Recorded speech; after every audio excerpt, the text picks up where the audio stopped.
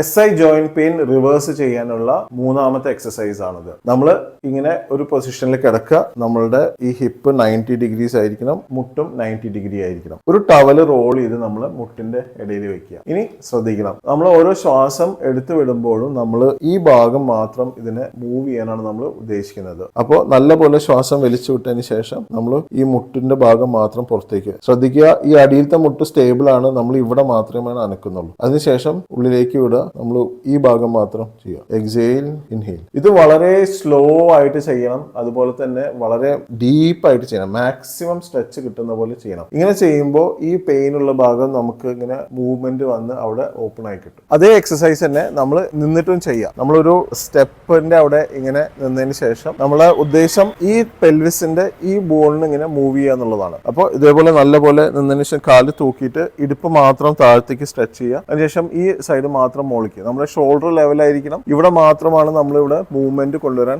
ഉദ്ദേശിക്കുന്നത്. ഇതൊരു 10 to 15 types നമ്മൾ നല്ലപോലെ സ്ലോ ആയിട്ട് ചെയ്യുക. മാക്സിമം സ്ട്രെച്ച് ചെയ്യാൻ നോക്കുക, താഴത്തേക്കും മുകളിലേക്കും. ഈ പാർട്ട് 1, പാർട്ട് 2, പാർട്ട് 3 എക്സസൈസുകളെല്ലാം കമ്പൈൻ ചെയ്താലാണ് മാക്സിമം ബെനിഫിറ്റ് കിട്ടുക. SI ജോയിന്റ് പെയിൻ ഉള്ളവർ ഇത് മാക്സിമം എല്ലാ ദിവസവും ചെയ്യാൻ ശ്രമിക്കുക. SI ജോയിന്റ് പെയിൻ എന്താണെന്നും അതെങ്ങനെ കണ്ടുപിടിക്കുക എന്നുള്ളതൊക്കെ മുന്നത്തെ വീഡിയോയിൽ കണ്ടിരുന്നു. ഡിസ്ബൽ സീരീസ് മിസ് ചെയ്യാതിരിക്കാൻ എല്ലാവരും ഈ അക്കൗണ്ട് ഫോളോ ചെയ്യുക. അതുപോലെ ഈ ബാക്ക് പെയിൻ ആയിട്ട് ബുദ്ധിമുട്ടുന്ന എല്ലാവർക്കും ഈ വീഡിയോസ് ഒന്ന് ഷെയർ ചെയ്യൂ.